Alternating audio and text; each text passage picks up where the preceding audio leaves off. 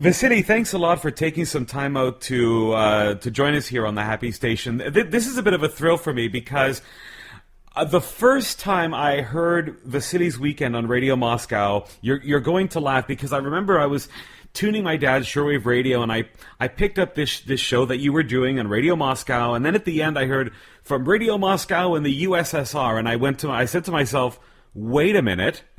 Something's wrong here.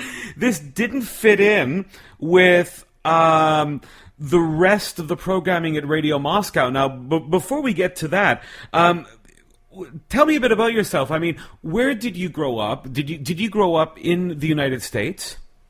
Yes, I was born and I grew up in the U.S. I was born in New York, but I grew up in a suburb of Washington, D.C., where basically I picked up all my love for radio and broadcasting in general. I mean, I love this business, and that's when I also started listening to shortwave radio in Chevy Chase, Maryland, after a friend of mine introduced me to shortwave radio. And that's actually around 73, 74 when I first heard Radio Netherlands and actually heard the Happy Station.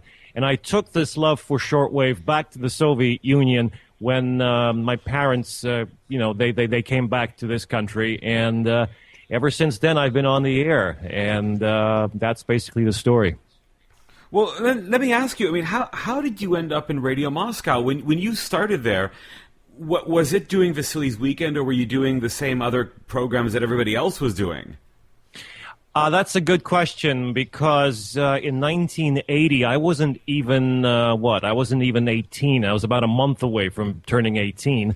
Radio Moscow World Service was a 24-hour English language operation beaming to the whole world simultaneously. And they were looking for people, for people who could actually speak in front of a microphone. And my mom, actually, credit to her, she was the one that heard about it through some channels, because, I mean, this was the Soviet Union. You don't just go out, and advertise on television or on radio and say, major radio station looking for talent. She heard about this from some friends. I made some phone calls and I went over to audition. And after my first audition, about 30 minutes later, they offered me a full-time job. And my job description basically was announcer, which means I had to read commentary, I had to read news, and occasionally, do a music program. But everything was scripted, and everything went through, editors, producers, and censors, of course.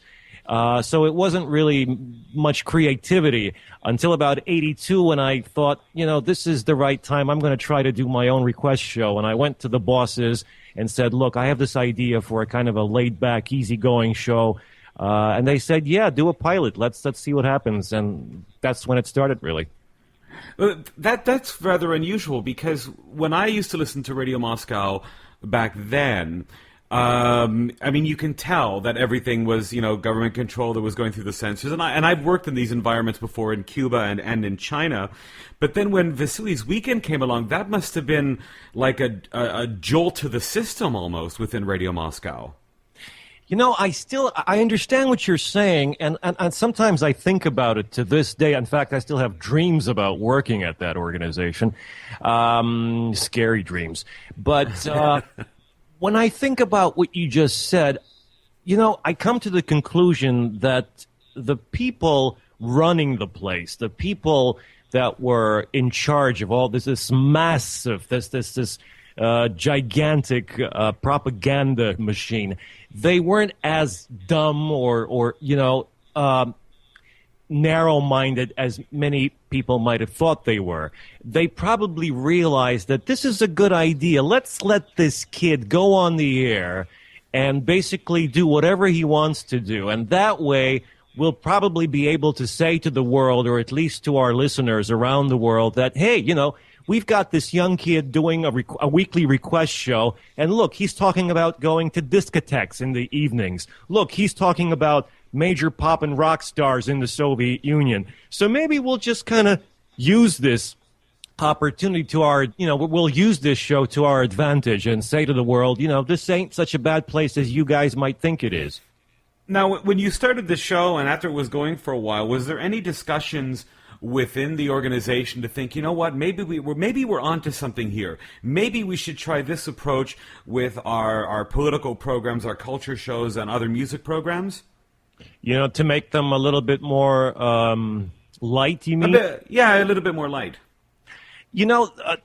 That talk started with when Mikhail Gorbachev came to power.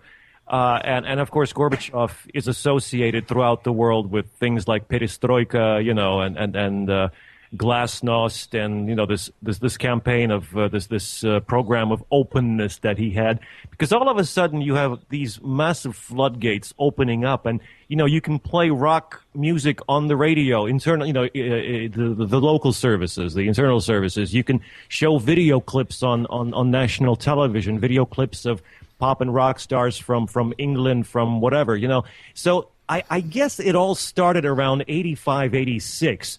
When this warm, this human approach reached Radio Moscow, and there was a lot of freedom all of a sudden. A lot of young employees started, doing shows like, Youth Parade or all sorts of shows oriented at the youth and basically saying whatever they thought was necessary. When you think back now, do you think that this was an extraordinary thing to do in the Soviet Union, especially at that time? Oh, yeah. Listen, it was, one of the highlights of, one of the things I remember very well is, if you take my example with the show that I did, Vasily's Weekend, I would get letters and postcards from around the world. And there was this one postcard from someplace in Oregon in the United States. And this guy says, "Hey, Vasily, let's see you stretch the boundaries of perestroika. Bet you can't play Monty Python's Lumberjack song,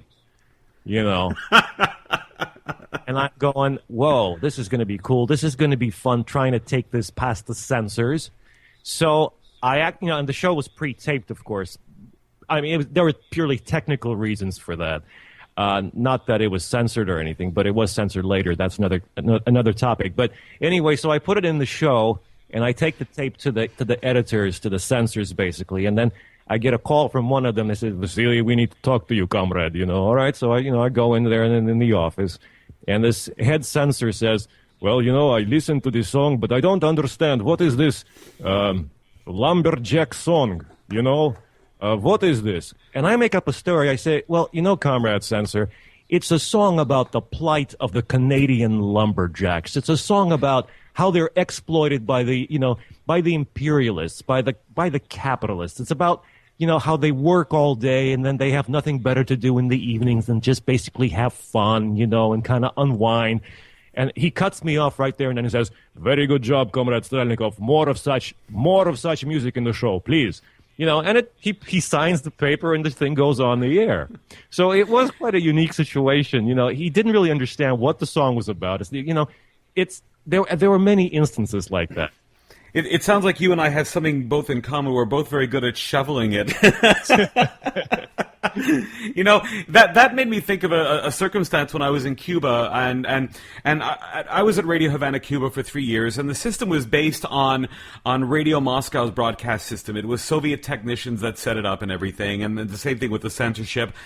And we used to have to, this was ludicrous, but any news scripts we would have to give the day before they were recorded and broadcast. And then somebody in the newsroom one day, an American working with me, he said, "Oh, we have a secret here. What we do is we change the date on the paper." Unbelievable. And then we record that one, and they are reading the script from the day before. And they'd been doing this for over 20 years, and nobody's caught on. Unless somebody's caught on and they went, "Oh, well, this is the way things are done," But when you did Vasily's Weekend, I mean, you just gave an example of the Lumberjack song, and I was kind of wondering if the censor said, "Why is Lumberjack wearing ladies' clothing?" Yeah, but it didn't, I guess it's just a lack of knowledge of the English language. And I mean, or maybe it's just a word that I use in the beginning of our conversation, narrow-mindedness in a way. They probably didn't even pick up the word in the song. I mean, they didn't have the lyric sheet in front of them. I mean, they weren't supposed to. So I guess they just didn't pick it up. They didn't understand what the hell what the song was saying. So they called me in and said, what is this? And I gave them the story. So that was one example, but I mean, was there ever a time when you were doing the show that they came to you and said, look, we would rather you not play this piece of music for whatever reason? Let me think. Not really, no. I mean, maybe there was an instance or two, but it's really nothing to kind of, write home about. What I would mention was towards the end of one of the reasons why I left Radio Moscow in the very beginning of 1992. Sad to say, you have all these new young people all of a sudden running the World Service, and you would think that after the old guard has left, these young people would actually, breathe some new life into the station, and you could do Vasily's weekend, I don't know, 2 times a week, or maybe do it live and stuff. And all of a sudden, it just goes the other way. It just goes in the opposite direction, because these young people actually started cutting whole segments out of my show. I mean, after it was already cleared for broadcast, they would, for some reason, take it off the air, cut a whole segment out without any explanation, put it back on the air. And, of course, you know what a splice is and what a very bad splice is, And that's when the problem started. And I would basically go to these people, to the new head of the World Service, and I would say, what's going on? Why didn't you tell me about it? I could have taken care of this. He said, I don't have to report to you, comrade. But I said, what was the problem? What didn't you like? What was the problem? And he said, well, your humor is getting out of hand. You shouldn't make fun of what's happening in the country. And some of the things I said was like, when there wasn't much food in the stores, I would say, but at the same time, like McDonald's, Moscow's first McDonald's opened. I said, all right, gang, I'm going to go ask for political asylum at Moscow's McDonald's, But the truth must have been you must have made fun of Russian toilet paper. I did. The reason why I did that was not because I thought it was funny or not, but because I knew there were stereotypes in the West, and there still are. They have Britney Spears flying in to play a live concert, a live gig in Moscow, and she brings in like 30 tons of toilet paper because somebody said that toilet paper doesn't exist in Russia. So, it's these things that I made fun of, and it's these things that for some reason got cut out of the show, and I got fed up, and at one point I just slammed the door and I left. It's interesting that you say that, because there's a Canadian that I know. He had worked for the CBC, and he also worked for Radio Moscow probably around that time, and he said even though new management came in, the Soviet Union no longer exists. It became Russia, and then it became Voice of Russia World Service. He said at that point he was expecting some type of new life to come into the World Service. But, I mean, recently when I listened, which was maybe like 2 weeks ago, Voice of Russia now, to me, sounds like it did maybe 20, 30 years ago. Mm-hmm. Yeah. It's the same type of sound, the same type of presentation and style. Reading the 3-minute news bulletin on the half hour, followed by the jingle, followed by a feature program, and that's it. Which surprised me if you think about how radio in Russia has changed so much. It's interesting that you mentioned this. I'll let you in on a little secret. I'd say about 10 months ago, a friend of mine that I worked with at the World Service in the 80s, he left for Canada. Maybe we're speaking about the same person. I don't know. He left for Canada, and recently he came back, and now he's back at Radio Moscow as an announcer. He gives me a call, and he says, look, the World Service is going back to 24 hours a day. They want to do a totally different radio station. They want to make it very contemporary, very hip, and there's going to be a lot of production involved. And I hear that they're interested in maybe offering you a job and maybe bringing you back, you know. I said, well, okay, you know, tell them that they can call me up. We'll talk about it, you know. So one thing leads to another, and I go back there for just a little tour. And I haven't been there for many years, and in that building at the World Service Studios. And I walk in there, and it's amazing. It's like you're going through a time tunnel, a time machine, a black hole, call it whatever you want. But it's like I entered, from 2009, I go back straight to 1986 or 85 or 84. The smell is the same. The people are the same. The attitudes are the same. The pictures on the walls are the same. You know, it's like, and the people lead the same lifestyles they actually did back in those days. Not to mention the fact that they make so little money, and yet they're still working for that organization. They've been there for like 20, 30 years, and they have no intention of leaving that organization. It's amazing. You know, it's funny because there's certain voices that amongst not just yours but other voices that are recognizable with Radio Moscow and Voice of Russia, and that would be Joe Adamov, who's no longer with us. You know, I've heard so many funny stories about Joe. Was he really a larger than life character? He was a monster.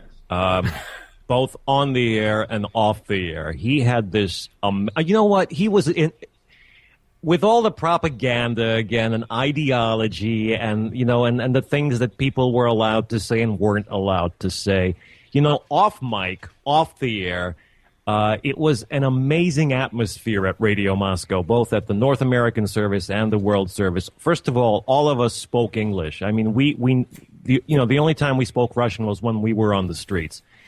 The camaraderie was amazing, you know, the friendships, the parties that people actually, you know, went to. And Joe Adamov was a major entertainer in the corridors of Radio Moscow. He couldn't stop talking. I mean, this guy had so much energy in him. I mean, it was amazing where he got it from. He basically could not stop talking. And at times he would, you know, he was like a radio station. He would repeat stories over and over again. He had these jokes that would go into rotation. You know, they would, this joke would come in at 10 o'clock in the morning to be expected to be repeated for listeners in North America at, I don't know, in the evening or something. He had so much energy. He had so much knowledge of life in general. He was amazing. I mean, it was, at times you'd get bored, of course, you know, when you have somebody talking over your ear for 24 hours, you know, you'd kind of get tired. But if he felt that you were kind of bored, he would find the next victim and go talk that other person to death. You know, another voice that's very well known on the station, of course, was, at the time he was known as Karl Igorov. Now he's known as Karl Watts. Right. What was what's the deal with the name change? Well, see, he was always Karl Watts. I mean, he's originally from Canada, as you might know. Yeah. And the thing was, I guess it. I don't know. You know, to this day, I really don't know what the story there was. I can only predict or, you know, guess that maybe two reasons. Maybe reason number one, Karl and his brother George Watts, who currently is the voice of Russia Today. But before that, he worked for a really goofy radio station called Radio Peace and Progress. I remember them. Yeah. And they sounded very much alike, basically, back in those days. But what I'm trying to say, maybe reason number one is, I don't know, maybe they were afraid that some of their, you know, buddies or somebody they knew or maybe some relatives would hear them on the air and say, hey, you know, the boys are working for the Soviets, you know, the boys are working for the Kremlin. It was either that, or reason number two was probably because Watts in Russian didn't sound very Russian. In fact, it sounded quite Jewish. So maybe they were afraid of that, or maybe somebody at the, as it was known then, the radio committee said, you know, guys, think of another name, you know, because Watts isn't very Russian. You know, maybe Yegorov is very Russian, Ivanov, you know. Think of something Russian. So, it's either one or two or maybe both reasons. I don't know. At the time in the Soviet Union, I had some friends who were from East Germany and used to work for the East German film studio, the DEFA, and they said the DEFA would make musicals every now and again, but occasionally the Central Committee or the Ministry of Culture would look at the musical and say, look, we cannot release this. So the producers would release the soundtrack on the black market, and all of a sudden it would start getting airplay, which forced the government to release the film. Did this kind of thing happen in the Soviet Union concerning music? I would probably say, not to a very major sort of degree. There were a lot of rock and pop groups that weren't official, that were underground. And of course, the bootleg scene, the cassette scene, the reel-to-reel scene was booming in those days. And again, comes perestroika and Gorbachev, and because the authorities realized that these groups like Time Machine or Bravo, just to name a few, had so many fans and a cult following, they probably started negotiating with them in terms, well, look, we'll give you an album deal or something. We'll let you record on the Soviet state-owned record label Melodia. If you tone your lyrics down maybe a little bit, or we go through your material together and pick out the things that are, that are good. So I guess in that respect, yeah, maybe something similar happened. There was a big milestone in the 1980s when Paul McCartney went to the Soviet Union to record an album. Mm-hmm. Which is actually, it's a good album. And I remember when it was released, it wasn't released in the West. It only came out in the Soviet Union. And in places like the United Kingdom or the US, it was brought in as an import. Yeah, but he didn't actually come to Russia to the Soviet Union to record it. No, I mean, he recorded it in wherever it was that he recorded it, but it wasn't in the Soviet Union. It was especially for the Soviet Union. Especially for the Soviet Union, yeah. After you left Radio Moscow, what did you decide to do? Did you want to stay in radio? Because you also went into television for a while. Yeah. First of all, let me put it this way. I mean, if I had my way, of course, I'd stay in shortwave radio in one way or another because I really love shortwave, and I still to this day sometimes when I'm out at the country dachas as they call it here, at the country house, I still have an antenna out there and a shortwave radio, and I sometimes still tune in. That's number one. What I did after Radio Moscow, I joined one of Moscow's first commercial radio stations. They were FM radio stations. They were just starting to come on the air because the FM band, as we know it in the United States and in Europe, the 88 to 108 megahertz band never existed in Russia. They had their own FM band. And at the same time, they had all these imported and Japanese radios that had the FM band. So anyway, to make a long story short, commercial radio stations started appearing on the Western FM band. And I joined one of the first radio stations, which was Radio 7, and we broadcast in Russian, and then later started broadcasting in Russian and in English for the expats, English language expats in Moscow. And at that time, this early 90s, they were up to about 400,000 English language expats in Moscow. And so I was program director and also morning and evening presenter. And after that, I went on to some other radio stations and I did a lot of voice production. What else? And yeah, in the late 90s, MTV Russia went on the air, and I was offered a job as, the voice, the official voice of the channel, doing voiceovers, promos, and production. And then one day somebody said, why don't we try this guy in front of the camera? Hey, Vasily, you got any ideas for a show? I said, yeah, let's do a rock and roll request show, like I've always done. A rock video, sort of a two-way communication. I mean, like interactive show, as they're called. And we did one show, we did two shows, and the rest is history. I became Russia's oldest VJ. But you're also now involved with some radio podcasts. There was a time about 2005, I was taking some time off from television and radio, and I just decided to take a year or year and a half just to take it easy and reflect on what the hell is wrong with my life, and I started listening to podcasts, English language podcasts from the States, from all over the place. And one night, sitting out in my country house, sitting with my friend Jack Daniels, it was raining outside, and I was listening to some podcast from I don't know where. It all of a sudden occurred to me that this is great. Why isn't anybody doing podcasting in Russia? And nobody even knew what podcasting was. So right there and then, the idea came about to open Russia's first podcasting directory, podcasting site, and we're proud to say we are Russia's first and basically only podcasting site, and we're going strong. And I do my own podcast twice a week, and by the way, that's called Vasily's Weekend.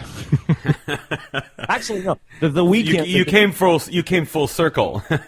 Yeah, that I still use some of the old production stuff that I had for Vasily's Weekend. Actually, the weekend edition of the podcast is called Vasily's Weekend, but the one that comes out during the week or at the beginning of the week is called the Big Podcast. It's funny because, a few years ago, a lot of people were saying, podcasting is never going to catch on. Nobody's going to be listening. This was mainly what you were hearing from radio stations, but we've seen in the last 3 years, there are some podcasts now that are getting literally thousands and thousands of hit for a show. That is amazing. Yeah. I remember 2005 when we just started, and I would listen to people like Adam Curry on his daily source code, and he would talk about this quite often. And there were a lot of people that were saying it's not going to go anywhere, you can't make money off of it. And yeah, here we are today, and there are podcasters that make tons of money. Not all of them, but you have to have a certain talent. Maybe, you have to have a certain understanding of how to do this right. But yeah, it's amazing. I mean, if you look at Russia in this respect, you have all the major radio stations, you have television stations that are all doing podcasts now.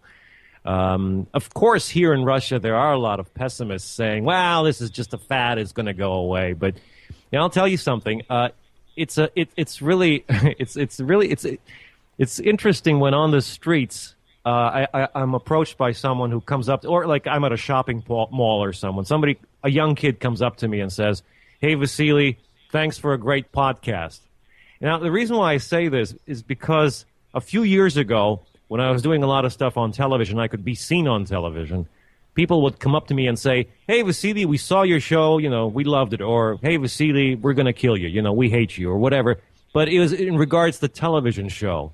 Now I'm proud to say that people come up to me, not that often, but they do, and they say, "Hey, we heard your podcast. Great, great job. Thank you. Keep it up."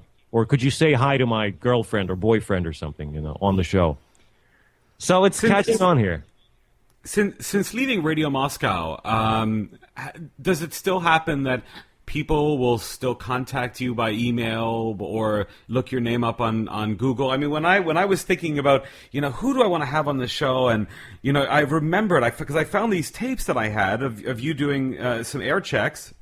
And I went, oh, that's who I want. And I entered Vasily Strelnikov, and I got some YouTube links and stuff like that. And then I came across your site in Russian. But, I mean, that's an unusual case. But have you ever received letters from people that maybe listened 20 years ago and say, I used to listen to you 20 years ago. What are you doing today?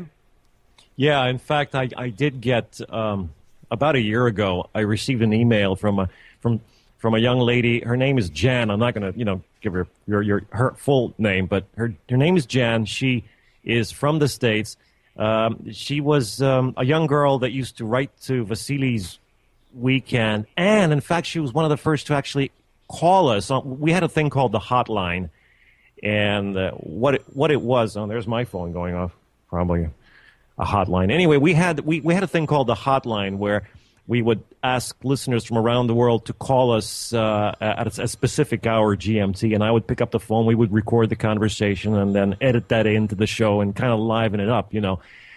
So there was a girl from the States that used to call me up, and all of a sudden she finds my email and she writes in about a year ago, and we started corresponding with her. There have been other people writing in, not that often, but yeah, sometimes, you know, people still kind of come across your site, come across your email. That happens once in a while. You know, it's interesting to think, because at the time you were doing that show, Radio Moscow, to find Radio Moscow on a shortwave dial was so easy. It was almost every 10 or sometimes 20 kilohertz, and it was around the world. I mean, not too many people today have that kind of coverage. I mean, today you're lucky if you have one frequency. Yeah. And it's kind of, well, I mean, it's understandable why that is happening. There are various reasons why that is happening, and I don't think we're going to go into that right now. But you know, it's all going onto the web. It's you know, priorities are changing, and yeah, you're right about the fact that Radio Moscow used to be this mega house, you know, monster of a broadcaster. In fact, when I was working for Radio Moscow, we were told that in comparison, say, to the BBC or the VOA, put together, we had an 4 times advantage in terms of frequencies and transmitters around the world. And, you know, it's understandable how much money was spent actually running these transmitters and all this equipment. But, you know, what do you want? I mean, the Soviet Union was all hot air. You know, it was all ideology, and it was so important to get that message out there and perhaps maybe convert some people to communism. That's why Radio Moscow was all over the place. It was even on AM in Moscow. Now, during the time that you did that show, did you ever have contact with some other on-air personalities, for example, like John Peel in the UK, or others that would correspond with you? You know, I actually did meet John Peel in Moscow. He was here, I think this was in '88. He was here for a few days. They were doing a documentary on the underground Russian rock scene. And I met him, and I actually did a little interview with him that aired on my show. One of the highlights, I guess, one of the highs of my shortwave broadcasting career was meeting Casey Kasem in Moscow. Of all the people you meet in Moscow, Casey Kasem was here, and this was all part of a big propaganda sort of a thing between the American peace organization and the Soviet Peace Committee and whatever. They did a Soviet-American peace walk from St. Petersburg, which was then called Leningrad. Apparently, this group of these Americans and Soviets walked from Leningrad to Moscow, and it was all done in the name of peace and cooperation and, you know, bilateral ties and the strengthening of friendship and blah blah blah. And for some reason, Casey Kasem was there too. Maybe he got lost. I don't know. But I met him in Moscow, and I had my tape recorder with me, and we immediately did a little show that also went out over Radio Moscow. And I asked him to record a couple of liners for my show. So for a couple of months after meeting him, you would occasionally tune into Vasily's Weekend and hear something like, "Hi, I'm Casey Kasem, and you're listening to Vasily's Weekend." Casey Kasem on Radio Moscow. I don't know if that sounds frightening or what. You know, there's actually something that you played on your show, and I believe it was probably in the mid-1980s, and I remember, or maybe even after 1985, but I remember you playing Billy Bragg. Yeah. And this was when I think it was an album that came out, and the single from it was called "Help Save the Youth of America." And I remember you playing on the show a version that he had recorded in Moscow. All right, let me think about that. I'm not sure it was the song you're talking about. Billy Bragg was in Moscow in the summer of 1985 for a big international youth festival. I think that's what it was called. It was called the International, let's see, in the Russian it was called Международный фестиваль. Yeah, the International Festival of Youth or Youth Festival, which was all, again, it was, propaganda showcase. But nevertheless, you had delegations, youth organizations flying in from all over the world, Australia, New Zealand, Holland, America, Canada, Britain, Germany. And it was 10 days of mayhem in Moscow. And there were a lot of people here, including celebrities, and including Billy Bragg. Yeah, he was here. In fact, we all know what everything but the girl is, who they are. They were here. Mm-hmm. So I met them in an elevator in one of Moscow's big hotels. We rode the elevator together. That was quite an experience. But yeah, I mean, all these people were here in Moscow performing for the youth festival, and I guess that's how I got a hold of the album. I didn't get to interview him, which is a pity, but that's probably the way I got the LP. Did you have much of a chance to interview these singers? I mean, that did come to the Soviet Union to perform on rare occasions. That's one of the highlights of the whole Radio Moscow gig for me, because you had an excuse. You had a little red ID card which said Radio Moscow World Service, or in Russian it said the State Committee for Radio and Television Broadcasting, and it had a big star and a hammer and sickle, and that was your ticket. That was your joyride, and that let you basically do things. You can do anything with that kind of ID. And so when a couple of friends of mine told me that Benny Andersson and Bjorn Ulvaeus of ABBA were in Moscow as tourists back in 1983, they were here because they were working on Chess, the musical, and they came to Moscow just to take a look around and see what life was here. And I found out about them. I mean, that little card let me actually go to the hotel they were staying at, call them up, tell them who I was, and make an appointment for an interview. That same little card let me interview people like Peter Gabriel, Annie Lennox, who else? Carlos Santana. There were a lot of people flying into Moscow for one reason or another. Sometimes as private citizens, as tourists. Sometimes playing a concert or something, or doing something as part of a propaganda sort of a thing. So I actually did get to meet a lot of interesting people, a lot of celebrities from around the world. I mean, I'll never forget the interview I did with Annie Lennox in one of the nightclubs here in Moscow. My hand was shaking. I mean, did you ever experience that? I mean, you're sitting in front of this megastar and you're talking to her, of all places, in Soviet Russia, and your hand is shaking because you have sweet dreams going through your brain, pumping in your brain.